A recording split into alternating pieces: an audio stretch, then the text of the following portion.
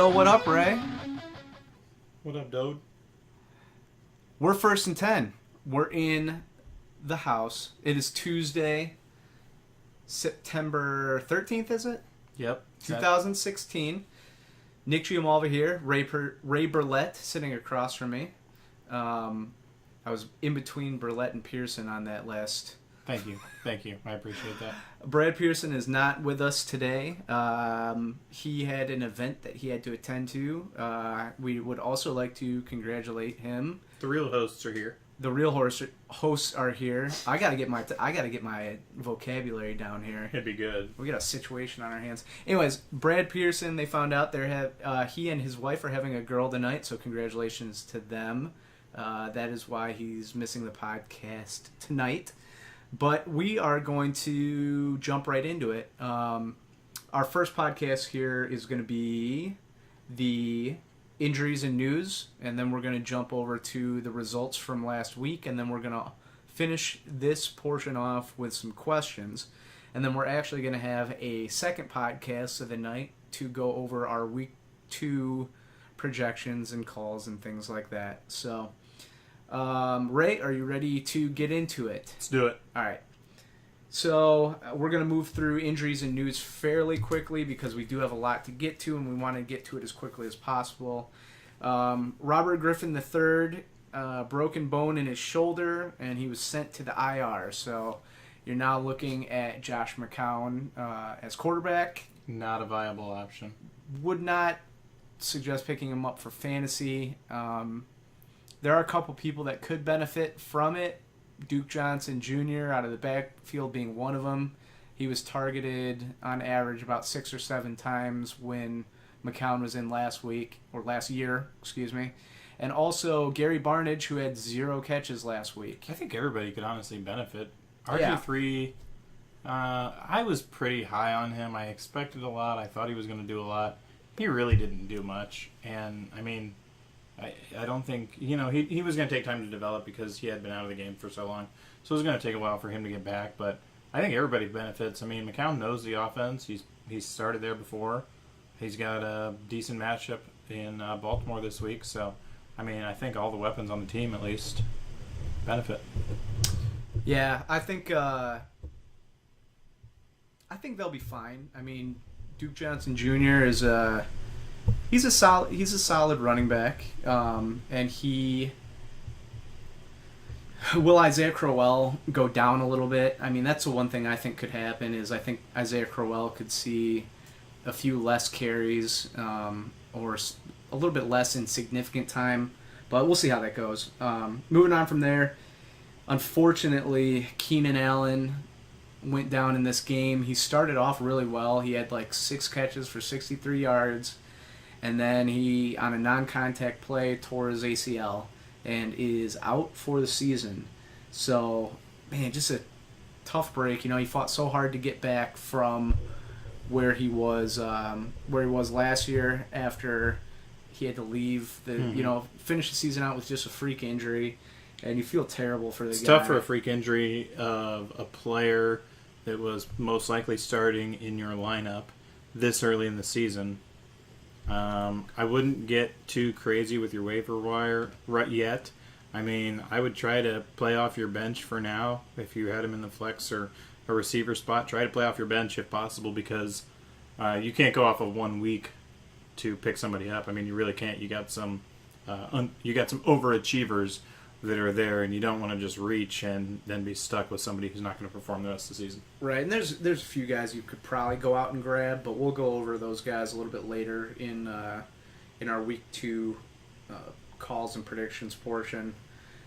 Sammy Watkins with a foot injury. Reports are it's sore, but that he's planning on playing. First reports were that he was going to miss some extended time. But that one is just something to. Well, they thought it was broken at first.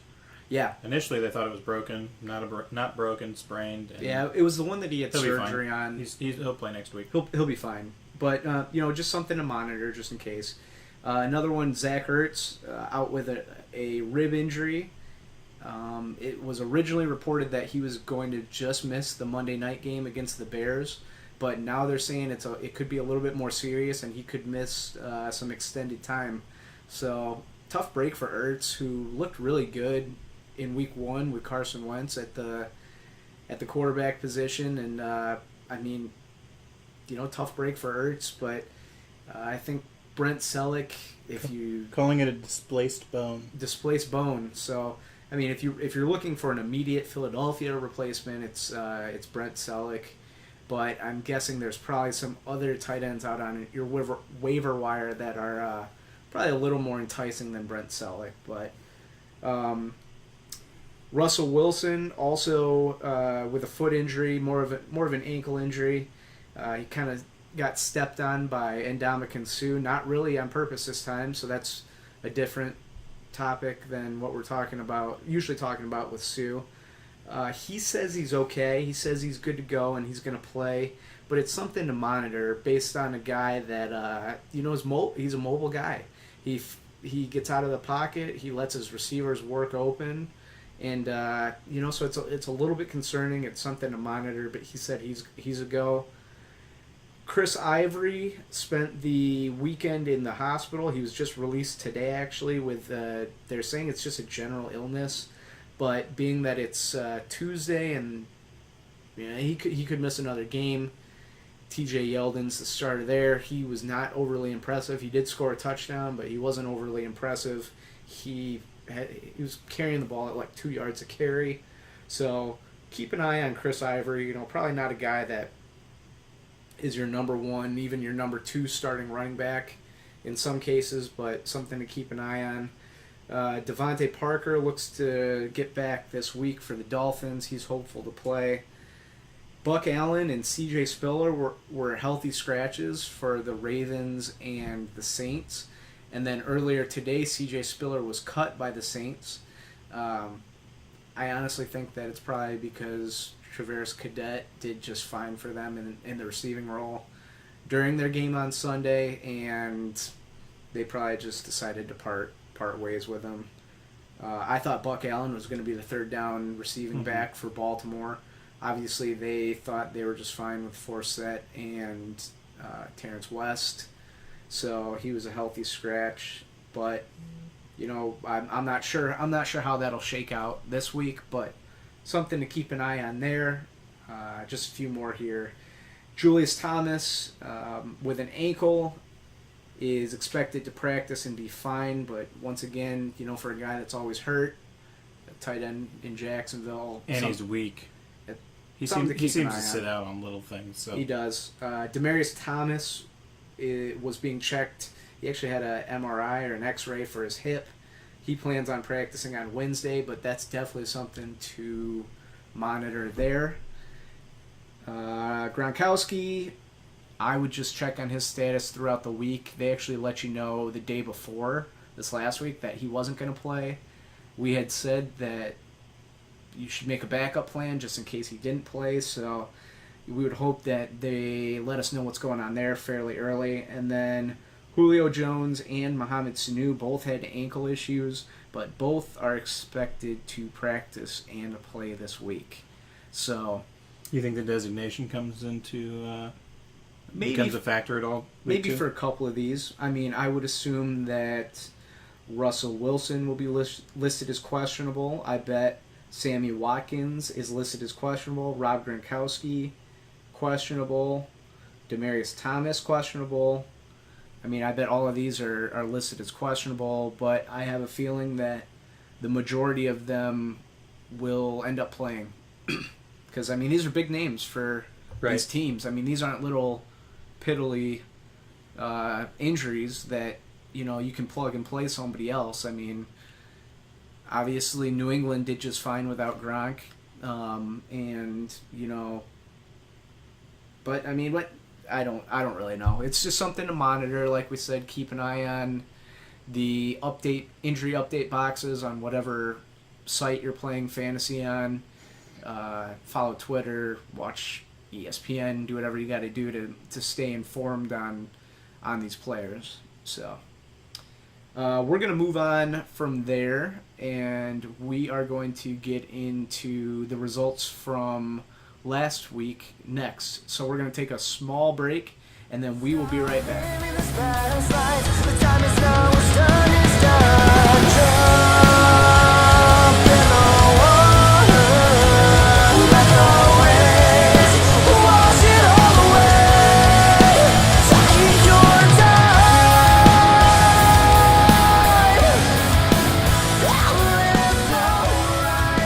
Welcome back, everybody. Welcome back. We are now going to go over some results from last week. So, last week we all made a overperformer pick, an underperformer pick, and a sleeper pick. So, I pulled out the top two from each of those for both Ray and I. So, we're going to go over those really quickly here for best and worst calls, and then we're going to get to our board bets and how we did on those, and then our biggest surprises from last week, both good and bad. And then after that, we'll get into some questions. But let's jump into the results from last week. So first, we're going to go over our best calls on our picks to perform. And my best overall pick to perform call was Spencer Ware, Kansas City's running back. He was even better than I thought he was going to be. He just absolutely destroyed San Diego's defense. I think he led him in receiving as well. Yeah. So he was, I mean, and for all projections, we're going to go with our ESPN league that we're both in, that all three of us are in, just based on the fact that we can all be on the same page and things like that. Projections could be different in your league, so check projections. But Spencer Ware was projected at 11 points, and he finished in our league, which is a 1-point PPR, with 32. So that was my biggest pick to perform that actually performed. Ray's biggest pick to perform that actually performed was Matt Ryan, quarterback, Atlanta Falcons. He was projected at 15, and he finished with 25. That's embarrassing. But I mean, I don't like even taking overperformer, underperformer, sleeper quarterbacks. I mean, sometimes you just have to do it though, based on the game, and you kind of had a feeling that Matt Ryan could overperform due to the fact they were playing Tampa Bay. It was a tight game throughout, and they had to go to the air. So, my second best pick to perform was Antonio Brown, and he was projected at 24 points, and he finished with 32. So, ridiculous. I mean, if this last week didn't prove to you why you took Antonio Brown number one overall, I don't know what does. I mean, it doesn't matter who's on him. It doesn't matter who else is on the field with him on offense. He's a stud. So, Ray, your second best pick to perform was Carlos Hyde. And did he ever perform? He looked really good last night. He looked very good. And, there was a lot of St. Louis defense is not...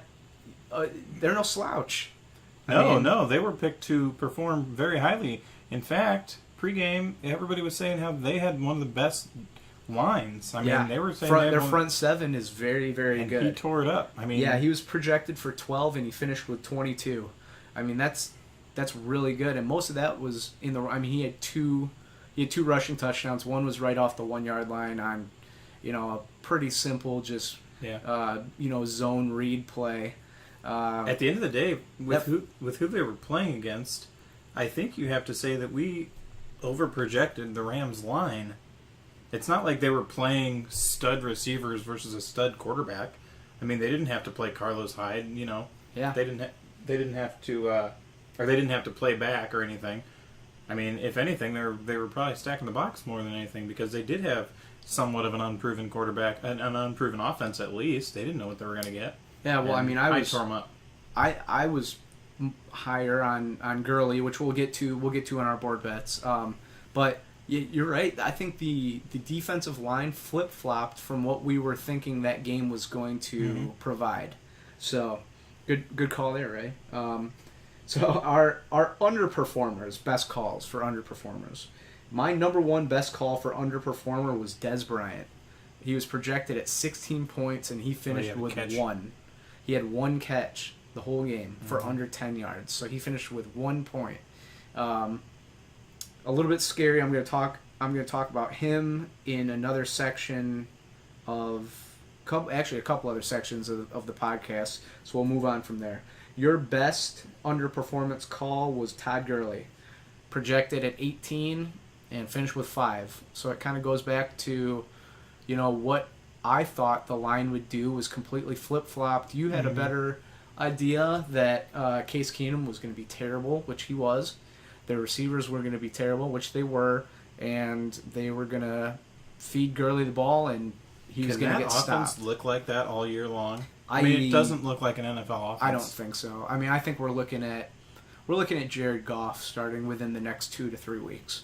Let's be realistic, or at least the number 2 guy. Mm-hmm. You can't leave Case Keenum in there. And I agree. They got to make a change. Jeff Fisher backed up Case Keenum, but I got another update today saying that there were other people within the organization that are not happy with Case Keenum, and they're looking to try and push Jared Goff. Do you think any of those receivers become viable options with Goff in? Not even.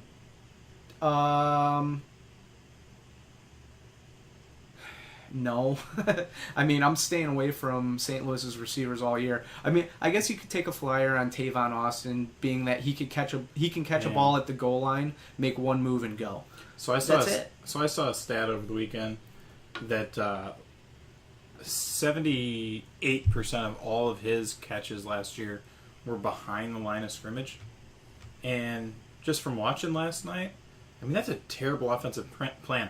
I know you need to get the ball to your athletes, and he is a tough guy to get the ball to at his height. Right. And you got to do that, but it just seemed like they went 4 and out, 5 and out, 6 and out a lot, and like 30% of their plays was a pass to Austin behind the line that was lucky to get the line. I mean, they were just stopping it. So I can't imagine Goff or any quarterback in that offense is going to make a difference for them. I think Gurley can come out of it, but teams are going to be. I mean, you're not dropping Todd Gurley. You're not trying to trade him away. In fact, I think if you can buy low right now with a panicked Todd Gurley owner, I think it'd be a good thing to go after. So Truth. We'll keep moving on. My second best underperformer call was Martellus Bennett.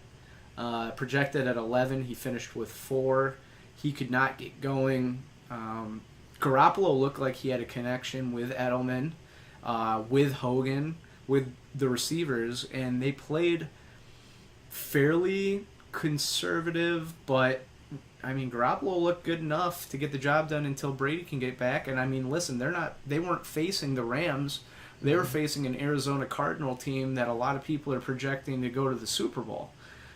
A lot of people, they added people on defense, but they're outside of their one side with Patrick Pierson, that other rookie cornerback that Arizona had did not look good. And I think the game plan against Arizona is going to be move your receivers around and attack that weak side of the offense. I'll tell you what, I'll just say this about Martellus Bennett. He looked really good in the running game. Oh, he's a phenomenal blocker. And I believe what that means is he's going to get some play time. Mm-hmm. Maybe he'll get a couple audibles where a pass will come his way, but he's going to be playing because he's a fantastic blocker. Yeah. He's one of the best blockers in the league. He's a great receiver, too. And so is Gronkowski. So when they get both of those guys in and they can do some 2 tight end sets, not only does it help the running game, not only does it help the passing game, but it also helps the running game. So, your second best pick for underperformer was Russell Wilson. Projected at 21 points, he finished with 9. Now, a little bit of this goes to the fact that he was banged up for a lot of the second part of that game. They still won the game. He still threw a really nice pass to Doug Baldwin to take the lead. Outside of that, he looked like his ankle was bothering him. He looked like in that second half he was rushing to make decisions. He became a pocket quarterback. He became Peyton Manning in the second half. Yeah, and that might have helped him out. I don't know, but I've been low on him. I don't like their line.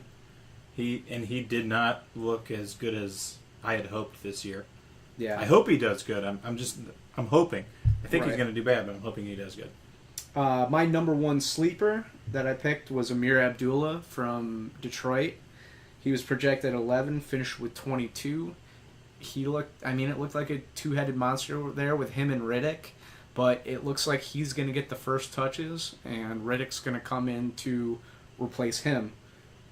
Your number one sleeper matches one of my performers, which is Spencer Ware. You picked him as a sleeper.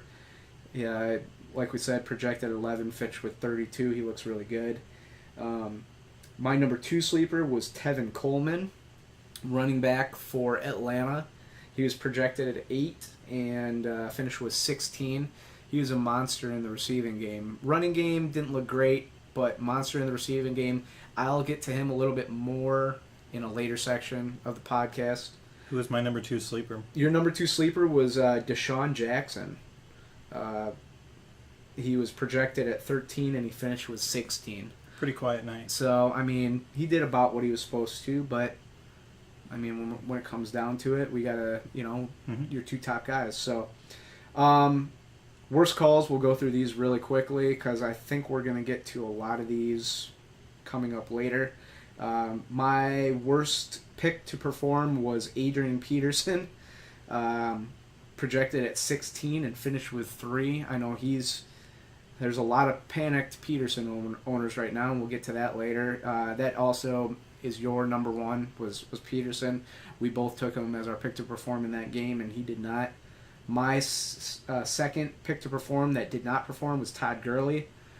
We talked about him earlier. He was projected 18, finished with 5.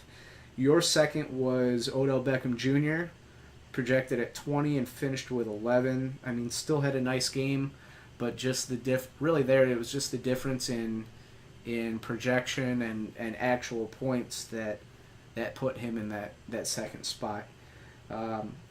Pick to underperform that performed. My number one was Jordan Matthews, which you had him on your fantasy team last year. Yeah, I did. And, you had a taste of a bad year, and I was really surprised that it looked like Carson Wentz had a connection with him. If he had 3 catches for a ton of yards and 2 touchdowns, that'd be one thing. But he had 7 catches for 90-something yards and a touchdown. I mean, he looked like they had an immediate connection, and I didn't see that. I honestly didn't see that coming. So, I mean, it was week 1. We're not going to get everything right. So we'll see what happens this week. We'll see what happens this week. Your number one pick to underperform that performed was Drew Brees. He was projected at 19. He finished with 39. And that game it was a shootout. Is what it is. I mean, I think Drew Brees is in for a big season. He just had a couple of receivers that had monster days. He's ridiculous. He really is. He is. He's the ageless wonder. I mean, he's kind of like Phillip Rivers, where it's like he's silently good at fantasy football because his team doesn't win. I mean, they haven't for a couple of years. San Diego hasn't won for a couple of years. They don't win games, but fantasy-wise, yeah. New Orleans hasn't. You said San Diego. I know, because I was comparing Phillip with Rivers. Phillip. Okay, gotcha. So my second pick to underperform that performed was Carlos Hyde. We had that bet going, which we'll get to later. I mean, we talked about him earlier. Your second pick to underperform that performed was D'Angelo Williams. Projected at 16, finished with 34. He looked good. That dude was a monster, and we'll talk about him all night. Yep, we'll get to him later also. My sleeper that did not wake up was number one was Devontae Booker for Denver, running back. He was projected at 6. He finished at -2. Came in, fumbled right away. C.J. Anderson looked amazing. So he didn't see the field again. Tough break. It's a sleeper call. So it's gonna happen once in a while. Your sleeper that stayed asleep was number one was Coby Fleener.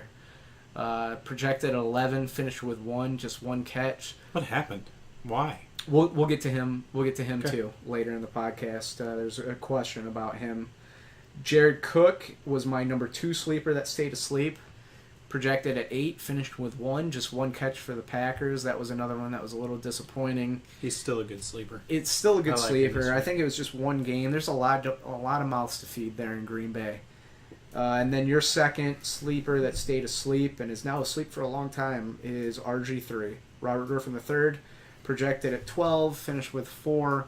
Obviously, he was banged up throughout the game, and it had an effect on him. So we'll move on from there, and we'll go to the board bets, which we're going to move through these quickly so that we can get to everything else that we have in the podcast.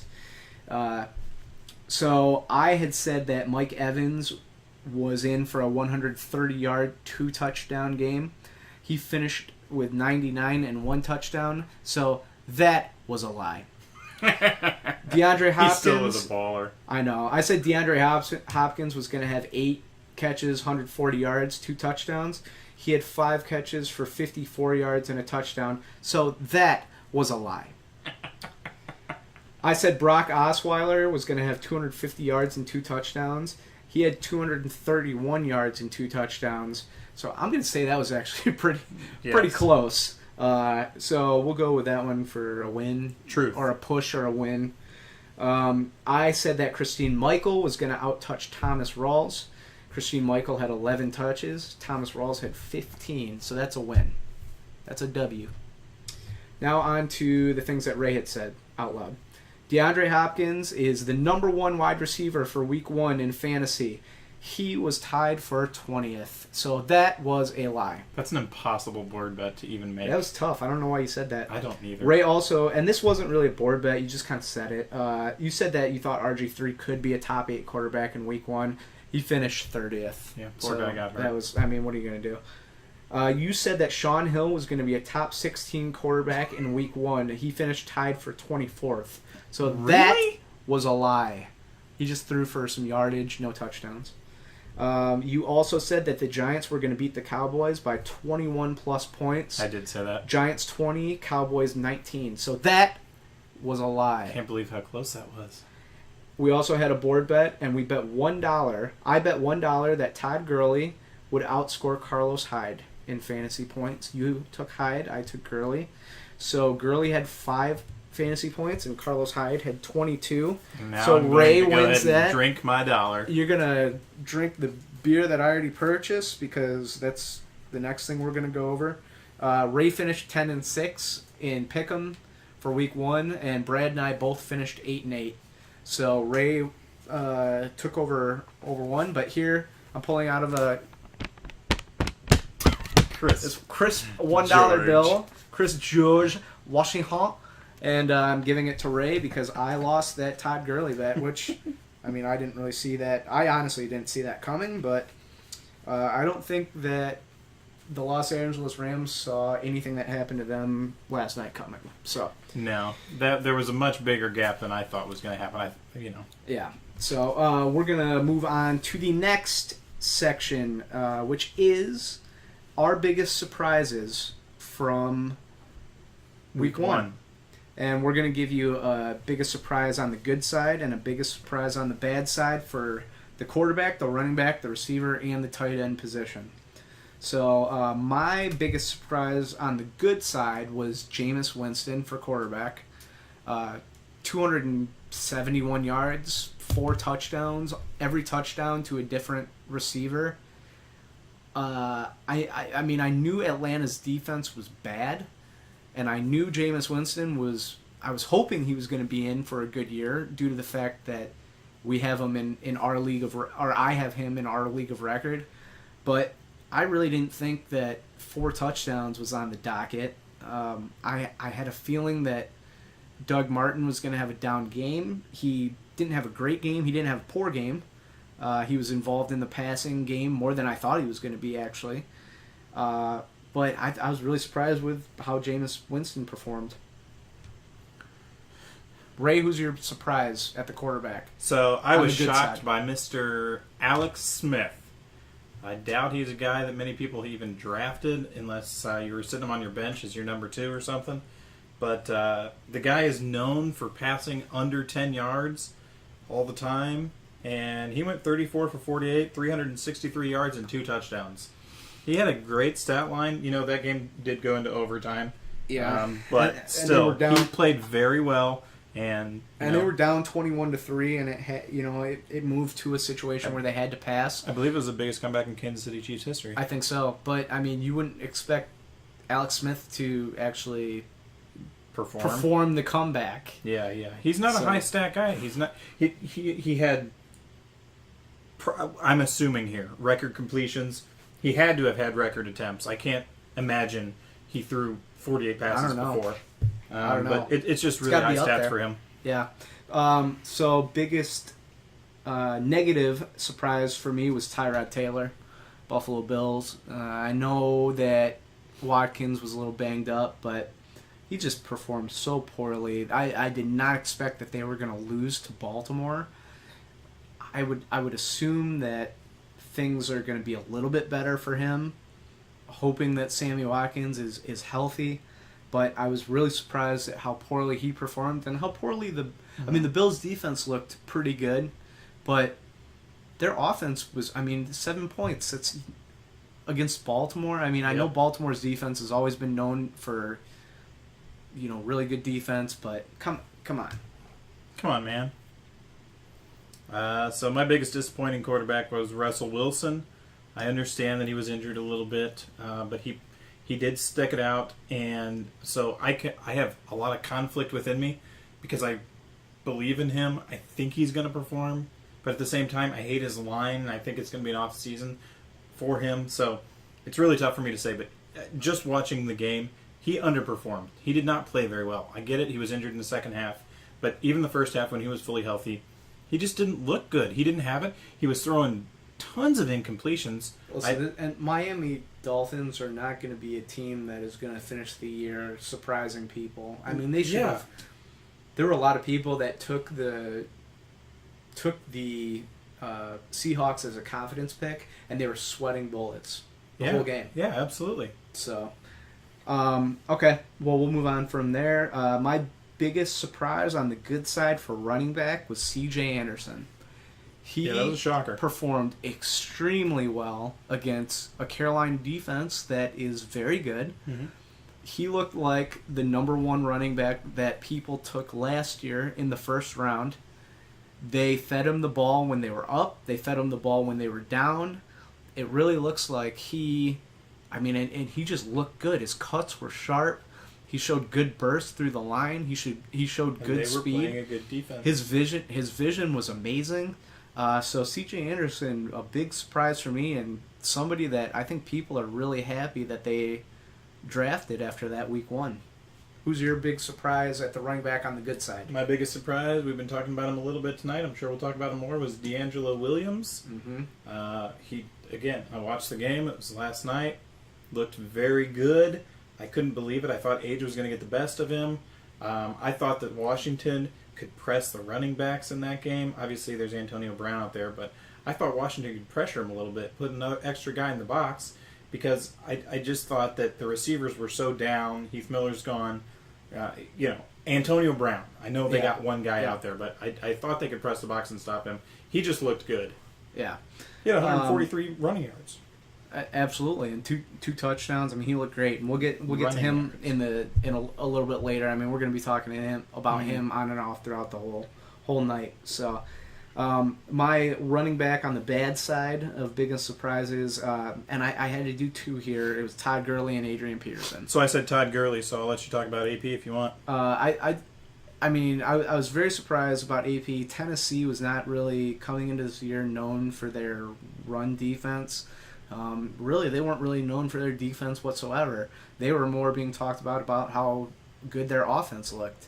And, Adrian Peterson had a game like this in week one last year. Not even for a second am I saying give up on Adrian Peterson. I'm just saying for week one, 19 carries, 31 yards, no catches. It was a big surprise for me. And it hurt. I'm sure it hurt quite a few fantasy owners. Like Absolutely. I said, don't get down on him too much. You're not dropping Adrian Peterson. You're hopefully not trading him. If there's a panicked Adrian Peterson owner, go out and buy low on him.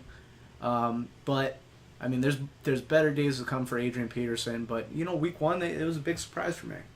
How about Todd Gurley, right? I guess I can mimic the same stuff that you just said about AP. We thought going in that Todd Gurley was a stud last year. He's young. He's only going to get better, but I look for Todd Gurley to kind of be down this year. after watching that Rams offense, we'll talk about him all year because I don't see it getting that much better. I mean, he had under 50 rushing yards. He couldn't break a single one. I don't know if it was the Niners' defense. Maybe it's too early to say he's going to be down. I don't know. That offense as a whole looked atrocious, but Todd Gurley did not help himself at all. Yeah. They gave him the ball plenty of times. Yeah, you're right. All right, we'll move on to receivers. So biggest surprise on the positive side for me, and I talked about it earlier, was Jordan Matthews. Somebody that I was down on coming into the first part of this year, especially with a rookie quarterback. Usually you see them, rookie quarterbacks stick to shorter passes, a lot of dump offs to running backs, targeting tight ends, which he did, he did do that too. But, Carson Wentz looked like a capable quarterback in this first game. About 280 yards and 2 touchdowns.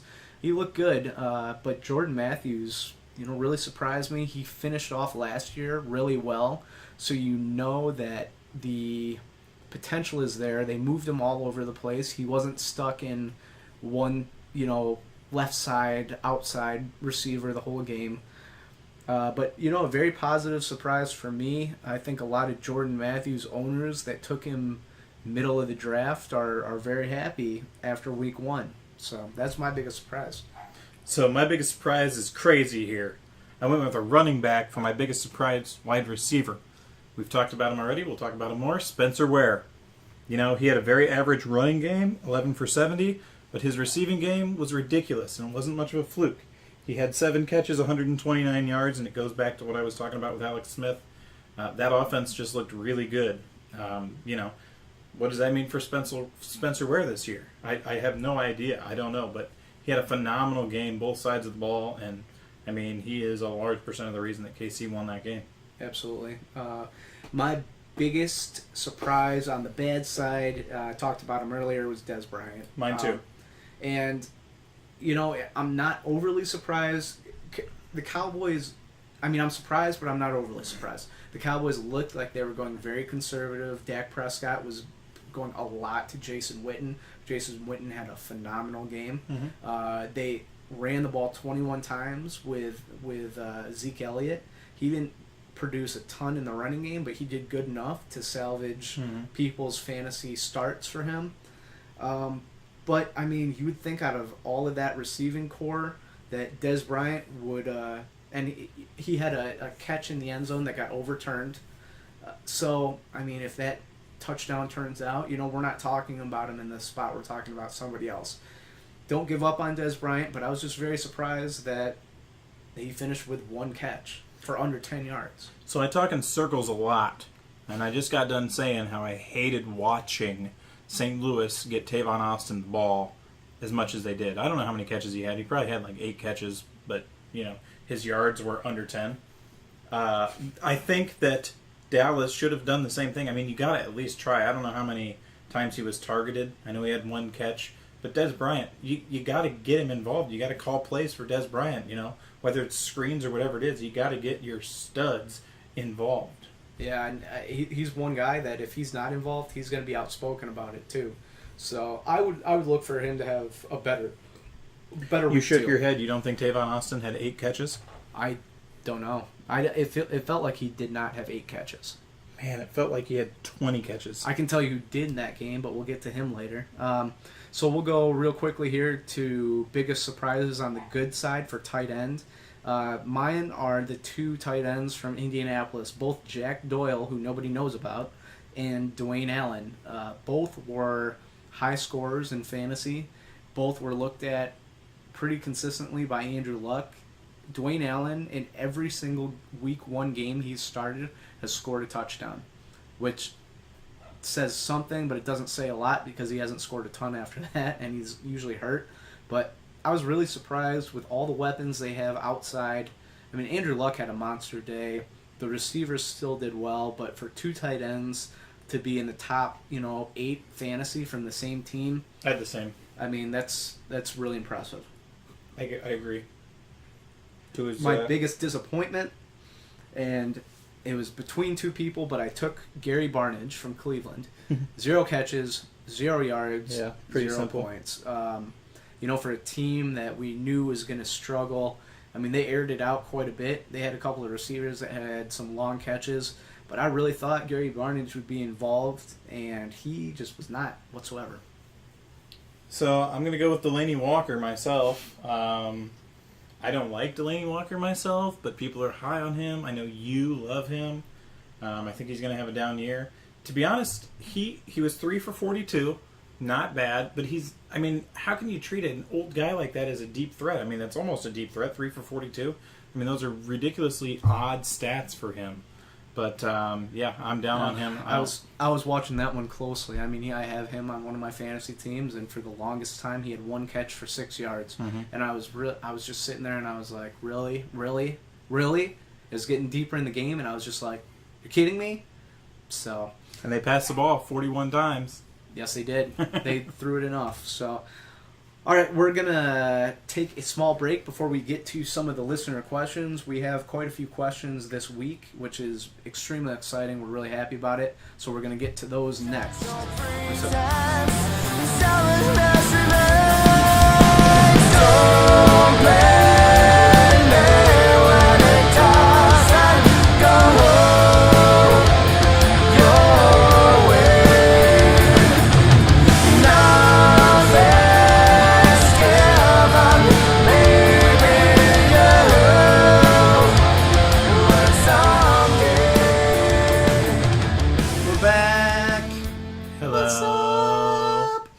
So we're going to get into the listener questions right now. Thank you, everybody, for sending the questions in. We love doing listener questions. We love trying to help out other fantasy players. Obviously, these are just suggestions. If you have a gut feeling on something, go with your gut. It seems to never fail. Like us. So the first, tweet us. Yeah, tweet us. Do whatever you got to do. And we'll get into the what? Well, how do they tweet us, Nick? Oh, they tweet. You want to know how they tweet us? Yeah. Well, you can tweet me individually at good. GMLVA15. You can tweet Ray at First and 10 Ray, and those are the numbers 1 and 10. And then you can tweet the podcast at First and 10 Podcast. And you can also email us at firstand10podcast@gmail.com. So if you have any questions, get them out to us because we love answering them. So we got to move through these a little bit quickly. We'll try and dig into them as much as we can. But first question, and it was a little bit of a group of questions from our buddy Logan. He asked, "Are there any players that stood out as disappointments that we should be worried about?" So the biggest worry for me, I'm going to go right off my biggest disappointment list, is Todd Gurley, and I just spoke about it. I am worried. I think that the Niners' defense is going to be better than I thought it was going to be going in, but I believe the Rams' offense is way worse than I thought. I mean, they don't have a prayer with the current quarterback, and I don't think Goff or anybody that's sitting behind him or in front of him is going to change anything for Gurley. I really don't. So I am down on Gurley right now. Again, it's week 1, so I wouldn't say drop him or anything. You got to start him next week, but I don't think he's going to have a good season, especially not like last season. Yeah. I wrote down 3, and I'll say 2 of them real quickly because we've already talked about 2 of them, and then I'll get into the one. One was Dez Bryant. I'm a little concerned about him just based on the game plan that they had. Just slightly concerned. Yeah, I agree. The other one, Russell Wilson, due to injury. If he can't move on that ankle, I don't know. I've been down. Listen, Logan. I've been down on Russell Wilson all season. Again, I talk in circles sometimes, so I think he's a phenomenal athlete. He could have a good year, but the people around him, as far as his line and everything goes, it's just not good. And the third one that I have been down on all year, that I'm very concerned about, is Devontae Freeman, running back for Atlanta. You love him. He looked bad, and Tevin Coleman looked good. Performed. Listen, I think Devontae Freeman ran for like a 1.8 yard average, and Coleman ran for a 2.9. But Coleman was way more effective in the passing game, and I think you could really this could turn into a split. And they've already proven in Atlanta, due to last year, that whoever's playing better is going to get the time at running back. So, based on where he was drafted, that's a big concern for me. Yep, next. So, Second question, also from Logan, was that D'Angelo Williams obviously looked amazing. His question was that, more the Steelers' offense, or was that more of Washington's defense being bad? I think, and there's some more to this question, but I'll answer that one real quickly. I think that was the Steelers' offense being good. I think their offensive line is extremely good. I think they had a nice mix of run and pass, in which, Williams just performed really well.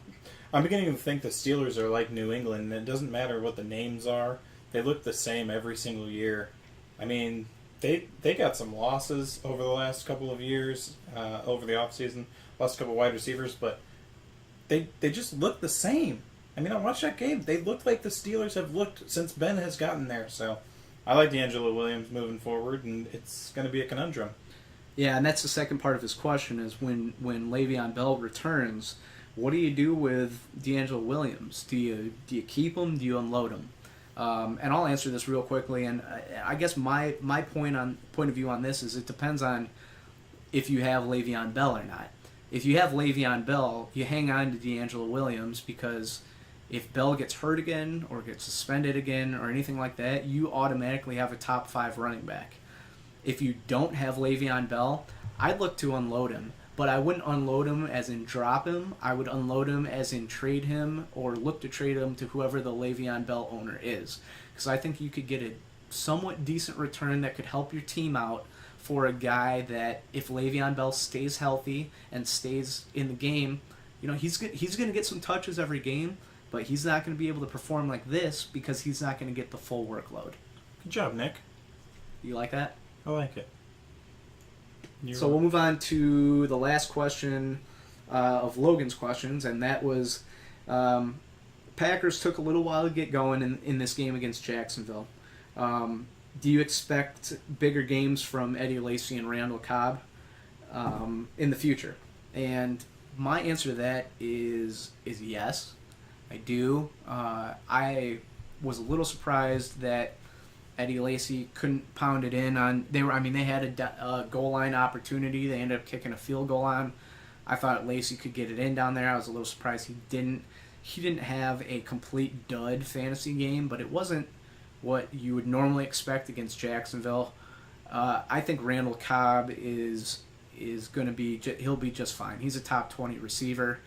In fact, I'll get to him later on in the podcast in our week 2 previews. So I'm not really worried about either of those guys. So I'll say I'm a little bit worried, about Lacy. I have been. I think you have been too. He hasn't been that much of a performer. He's got a weight issue, and look, Jacksonville is a formidable defense. So yeah, you can blame. You can give a little bit of credit to Jacksonville's defense there, but I think this is Eddie Lacy. I think we got Eddie Lacy in this game. I don't think he'll have many over 100-yard games. I would say 2 to 3 Eddie Lacy 100-yard games. This is what you're going to get from Eddie Lacy. Now Randall Cobb, on the other hand, he just wasn't breaking them. I mean, it wasn't working for him. They're going to find him. He's fine. He's going to be good. You play him. So I'm 50-50 on that one. And the second part of that question is, is the Jaguars' defense, are they legit and worth a pickup? I think they're, if you have enough space that you can roster to, if you have a deep league, sure, they're worth one of your 2 defense rosters, and also you could stream them against matchups. If you're the type of person that likes to stream defenses, you like to hold one and then kind of flip flop them for whatever a matchup is. Sure, I think Jacksonville is a fine streaming defense. I like their defense. I would say the jury is out on if they are a week-to-week starting defense, and the reason for that is because the division they play in is honestly kind of an up-and-down division. It's been 1 week, and I don't know if the Colts are going to be good or bad. It's been 1 week, I don't know if Tennessee is going to be good or bad, and it's been 1 week, I don't know if Houston's going to be good or bad. All 3 of those teams looked very good, but, there's definitely some question marks there, and, I think Jacksonville is just as much in the hunt as those other teams. Yeah. Yeah. So, all right, we'll move on to the next question, which comes from a close friend of mine. His name's Andy. Hey, Andy. What's up, Andy? He says Kobe Fleener or Austin Seferian-Jenkins going forward. Oh, you take that one. I hate that question. It's a tough one. I think Kobe Fleener is the number one tight end in New Orleans. Austin Seferian-Jenkins is in a time split with Brait. We saw what Seferian-Jenkins could do. He caught a really nice touchdown pass, and Fleener had one catch for 6 yards. I don't think that Fleener's going to be a one-catch kind of guy. There's a lot of mouths to feed in both offenses. So I think if you want to go with the more steady guy, you probably go with Fleener. If you want to go for upside, you go with Austin Seferian-Jenkins. You probably drafted Fleener as your number one tight end. So it's 1 week. I wouldn't panic. If you get a couple more weeks in and he looks like he did in week 1, then you can start looking at your other options. But it's literally too hard of a question for me to even comment on. I don't even want to say anything. It's been 1 week, and I would lean towards Jenkins on this, just because I think there are more mouths to feed in New Orleans, and I believe that Tampa Bay could potentially be what we saw out of them. And New Orleans, they were ridiculously overperforming in all aspects. Mm-hmm. You're not going to get 400-yard games out of Brees every week, although you're going to get a lot. You're going to get a lot of yards out of him. But again, I don't want to comment because I don't know. It's week 1. Yeah, I wouldn't overreact. I mean, it's a lot of people are taking the overreaction on a lot of players. I'd stick with Fleener for another couple of weeks, see how it goes, and then reassess from there. So, next question. Actually, there's 2 questions from a friend of mine named Frankie. Hi, Frankie. What's up, Frankie? His first question is, what will the 37-year-old Josh McCown do for Cleveland, and what are the thoughts on RG3? I think RG3, just another tough break for the guy. Obviously, there's a lot of people. I got an update today that said there's a lot of people in Cleveland that are not thrilled with RG3, and I think they probably feel like they invested a ton in the guy just to see a guy who's been injury riddled and benched in the past be injured in week 1 on a play that a lot of people think that he shouldn't even have he kind of lowered his shoulder and took an unnecessary hit on the sideline. I mean, it's tough break for the guy, but we've seen it in the past. You can't rely on RG3 due to injury. And then I think McCown he'll be just fine. He's been in their program for a couple of years now. He's familiar with the system. Obviously, Hugh Jackson is a new coach, so there's a little bit difference there. But he's proven in the past that his short and medium throws are accurate and solid. He's a decent decision maker, and he'll still take a shot down the field. And they got a couple of guys that can move down the field. I mean, Corey Coleman and Terrell Pryor both had not great fantasy days, but they both caught a couple of passes for really, really if we long wanted to yardage. go for sleeper surprises, Terrell Pryor and Braxton Miller both. Those guys were very surprising receivers to me. I mean, how hard is that to go from quarterback to receiver? I mean, you hear about it a lot later in people's careers once they've been great for several years, and then you hear, they were a quarterback in college. But I just didn't think those guys were going to perform. I know Braxton Miller, he played receiver a couple of years in Ohio State before he got drafted, but I was surprised. I couldn't believe Pryor even had a target, to be honest with you. But yeah, I think if you're streaming quarterbacks, which some people do, I like him McCown against the right matchup is good. Look at his stats versus Baltimore over the last 3 years with a couple different teams, but yeah, and he's 2-1 with good stats. If you're in 2 quarterback leagues, also I think McCown's fine. If you had RG3 in a 2 quarterback league and you're looking for a quarterback, he'd be fine. But I wouldn't over expect for him on anything. His second question, which is a good one, Antonio Brown against Josh Norman. They moved Norman around. They didn't stick him to Brown one-on-one.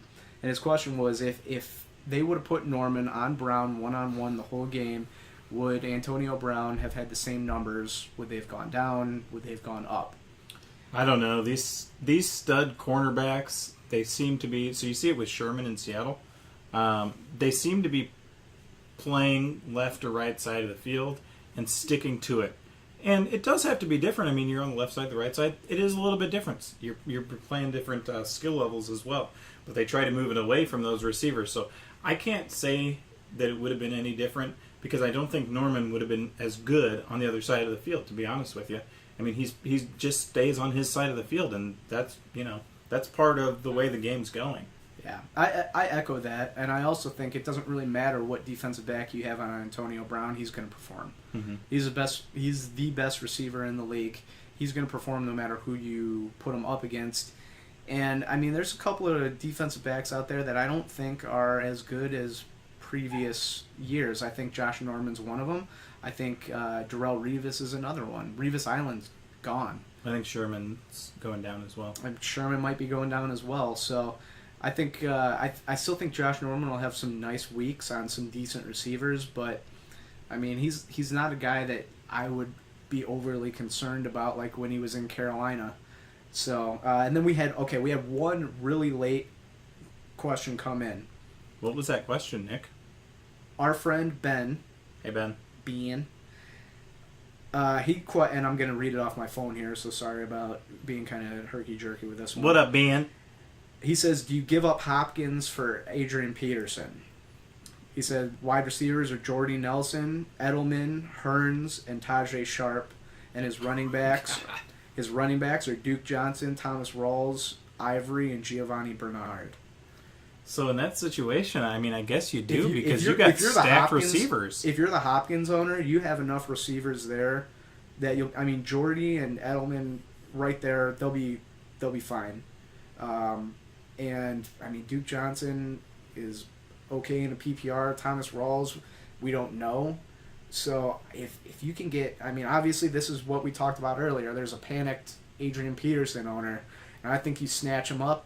If you have the opportunity, I'd say definitely go for that. I mean, don't get me wrong, DeAndre Hopkins is going to have his weeks that he's gonna, phenomenal, but you got some good receivers. Win you a league, but with the situation you have going on in your running backs, I would definitely pull the trigger. Do it, Ben. So that's the end of our questions. Thank you, everybody, for sending them. That was way more questions than I think we've ever had on one week of the podcast. We love you. We love you. We thank you. Send us more questions, Facebook, Twitter, however you got to get them to us. Send them over to us.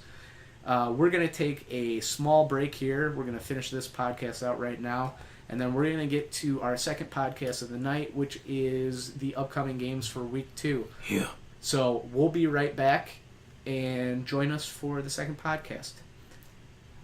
Love you.